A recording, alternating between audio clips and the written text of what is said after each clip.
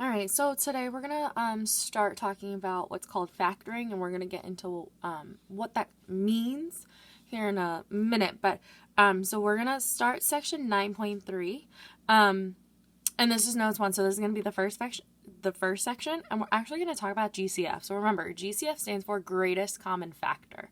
Okay, you should see in the module on Canvas, I posted an extra resource in case these notes don't necessarily make sense to you, and you need a little bit more of a background, or you need a little bit more information, or somebody just say it a different way. There is an alternate resource in there for you to go look at, so please feel free to use that as well. So first, let's start off with vocab. So the first vocab word is factoring. So what does factoring mean? Like, what is that? Well, factoring is a polynomial reverses the multiplication process. So in section 9.2, where we were multiplying our polynomials together, we were multiplying monomials and binomials with polynomials, and we would take the term out in front and we would distribute. We were multiplying there. So what we're doing is we're actually going to do the opposite, and we're going to reverse that process. So we're going to start off with our answer, and then we want to kind of work backwards and pull out that first term that was distributed in to get this answer. And I know that kind of doesn't make sense right now, but let's go through a couple examples, and then hopefully it'll kind of click. So greatest common factor. So remember, what's the greatest common factor between two numbers? So what's the greatest common factor between 12 and 16? Well, you list all the factors for 12 and you list all the factors for 16, and then you find the greatest number they both have in common. So the greatest number they both have in common is 4. So the GCF would be 4. So we're kind of doing the same thing, but now we're doing it with variables in addition to the coefficients. Okay, so there's a couple different ways you can write this out. So I'm going to write it out one way for this guy, and then we'll write it out a different way for the other two. 4x cubed. Well, 4x cubed is the same thing. I'm going to write this out over on the side. 4x cubed is the same thing, and you want to break down the 4 as much as you possibly can. So you want to break it down almost as if you broke it down into a factor tree, where it's all of the prime factors multiplied together. Which would be 2 and 2. So you do 2 times 2, and then you have x cubed, which is the same thing as x times x times x. Okay? And then let's do 12x squared. So 12x squared. So 12x squared, if I broke it down into a factor tree, I could break it down into 2 and 6, and then I could break down the 6 into 2 and 3. So that's going to give me 2 times 2 times 3. And then I've got my x squared, which will be x times x.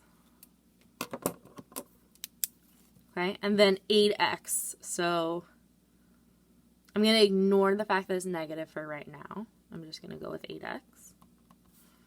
Okay, so if I broke down 8, I'm actually going to show you the factor tree just so you kind of have an idea of what it looks like. Let me get a piece of paper. So for 8, if you have 8 and you break it down, what are two factors of 8? Meaning, what are two numbers that when you multiply them together, you get 8? Well, there's 1 in 8, but that's not going to help us because then we're going to have to break down 8 again. So let's do 2 and 4. Okay? Can we break 2 down any further into two factors that multiply together to get 2 other than 2 and 1? No, so that means we're done with 2. What about 4? Well, we can break 4 down into 2 and 2. Okay, so now your prime factorization is those bottom branches or those bottom parts of the tree. So it's going to be 2 times 2 times 2. So if I come back over here, 8x is going to be 2 times 2 times 2. And then times x because we have 1x. Okay, so now we want to go through We want to look to see what they all have in common. Like, what is the greatest amount they all have in common? And you can't take more than one of them halves. So if this, for example, this 8x only has 1x, I can't go trying to take 2 away from it when it only has the 1x. So this term has 3 x's, this one has 2, and this one only has 1. So altogether, the highest that they all have is 1x. So I know my answer is going to have 1x in it.